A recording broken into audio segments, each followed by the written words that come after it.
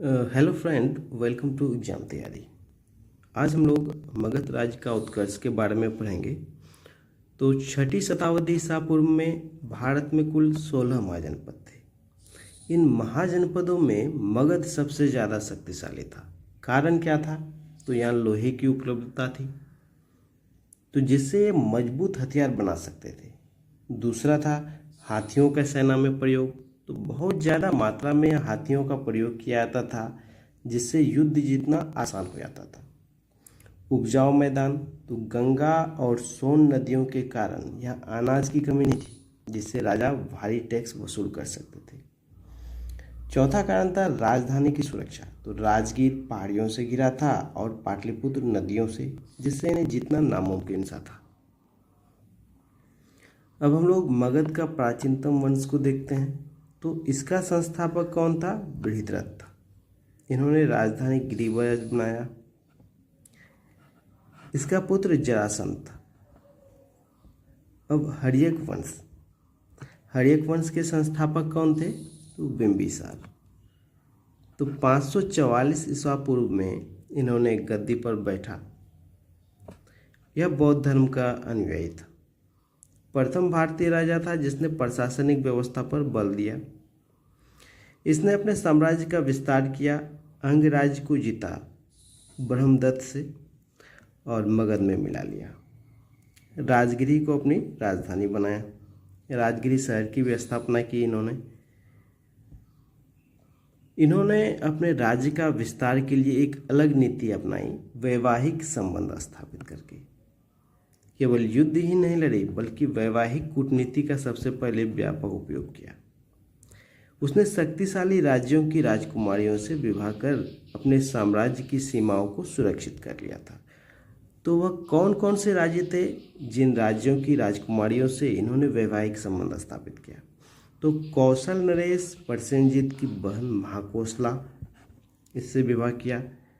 वैशाली की चेलना, मध्य देश की राजकुमारी क्षेमा से विवाह कर साम्राज्य को बढ़ाया। इन्होंने अपने राजवेद जीवक को महात्मा बुद्ध की सेवा में भी भेजा और अवंती के राजा प्रद्योत, जब वे पांडु रोग से ग्रसित थे, तो इनकी सेवा के लिए भी इन्होंने अपने राजवेद जीवक को भेजा। इन्होंने 52 वर्षों तक शासन किया। इसका पुत्र अजातशत्रु, इन्होंने इसकी हत्या कर दी और अपने गद्दी पर बैठ गया। तो अजातशत्रु 493 ईसा पूर्व में अपने गद्दी पर बैठा। इसका उपनाम क्या था? तो कुनिक था। प्रारंभ में वह जैन धर्म का अनुयायी था। उसका एक योग्य मंत्री था वर्षकार। इसकी सहायता से उन्होंने वैशाली पर विजय प्राप्त की।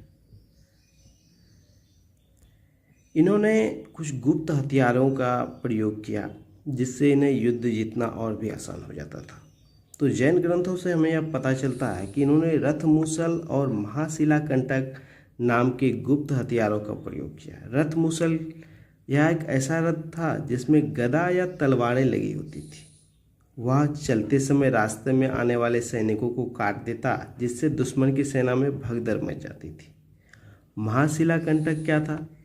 यह एक बड़े गुलेल जैसा यंत्र था जो पत्थर के विशाल गोलों को दुश्मन की सेना पर फेंकता था, जिससे सेना में भगदड़ मच जाती थी। दूसरा काम इसका क्या था? तो इससे दुश्मन के किलों की दीवारों को गिराना आसान हो गया। इसी के समय प्रथम बौद्ध संगीति 483 ईसा पूर्व में राजगृह में हुई थी, महाकश्यप की अध्यक्षता में। इन्होंने 32 वर्षों तक शासन किया। उसके बाद इसके पुत्र ने इसकी हत्या कर दी। इसका पुत्र कौन था? तो उदयन 461 ईसा पूर्व में अपने पिता अजातशत्रु की हत्या कर गद्दी पर बैठा। यह जैन धर्म का अनुयायी था। उदयन ने पाटलिपुत्र की स्थापना गंगा और सोन नदियों के संगम पर की थी। इसे जलदुर्ग कहा जाता था, क्योंकि यह चारों तरफ से पानी से घिरा होने के कारण सुरक्षा के लिहाज से अभेद्य था। और इस वंश का अंतिम शासक कौन हुआ? तो उदयन का पुत्र नागदशक।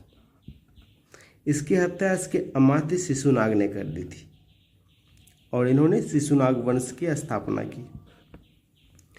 तो नाग दशक के अमात्य शिशुनाग ने 412 ईसा पूर्व में इसे हटाकर इस वंश शिशुनाग वंश की नींव रखी। इन्होंने राजधानी को परिवर्तन कर दिया। तो पहले राजधानी पाटलिपुत्र थी, तो उससे वैशाली स्थापित की। कालाशोक शिशुनाग का उत्तराधिकारी था, जिसने राजधानी को पुनः पाटलिपुत्र स्थानांतरित कर दिया। इसी के समय द्वितीय बौद्ध संगीति वैशाली में हुई, जिसकी अध्यक्षता किसने की थी? सवाकामी में। कब हुई थी? तो 383 ईसा पूर्व में हुई थी।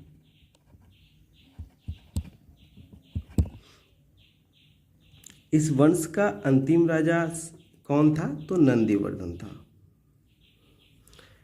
यहाँ हम राजधानी के क्रम को देखते हैं। तो प्राचीन राजधानी क्या थी? राजगिरी। उसके बाद राजधानी कौन से बनाई गई? तो पाटलिपुत्र को। तो पाटलिपुत्र को किसने राजधानी बनाई? उदयन ने। उदयन किस वंश का था? तो हर्यक वंश का शासक था। उसके बाद पाटलिपुत्र के बाद राजधानी को वैशाली में लाया गया। वैशाली में किसने राजधानी को लाया? तो शिशुनाग ने। शिशुनाग वंश के संस्थापक शिशुनाग थे। इन्होंने नए वंश की स्थापना की और राजधानी भी परिवर्तित कर दिया। वैशाली के बाद पुनः पाटलिपुत्र राजधानी किया गया। किसके द्वारा किया गया?